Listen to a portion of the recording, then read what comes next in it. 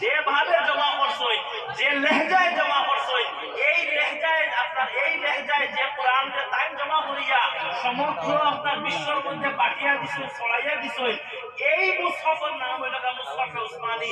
বাকি সমস্ত মুসহফরে সাইয়েদনা উসমান রাদিয়াল্লাহু আনহুর সময় ডিস্ট্রয় করা হয়ে গেছে গিয়া একটা সরকারি মুসহফ আপনার তৈয়ার করা হয়েছে, বাকি সমস্ত নুসখার একটা করা হয়েছে, নষ্ট করা হয়ে গেছে গিয়া কার জমানার? সাইয়েদনা উসমান রাদিয়াল্লাহু আনহুর জমানার। কারণ কিটা আমি একটু করে বলি। এর আগে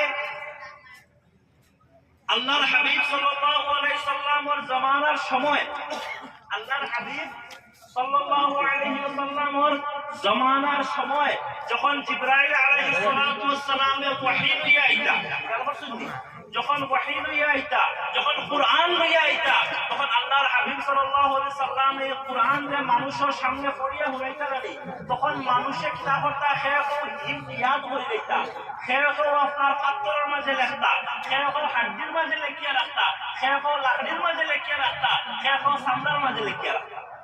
এর মধ্যে থেকে মনে হলেন সাইয়েদনা হাসান ইবনে সাবিত রাদিয়াল্লাহু আনহু তাইনে কাতিবে ওহী আসলা, এবারে সাইয়েদনা আলী কারামাল্লাহু ওয়াজহু তাইনে কাতিবে ওহী আসলা, সাইয়েদনা মুআবিয়া রাদিয়াল্লাহু আনহু তাইনে কাতিবে ওহী আসলা। কেন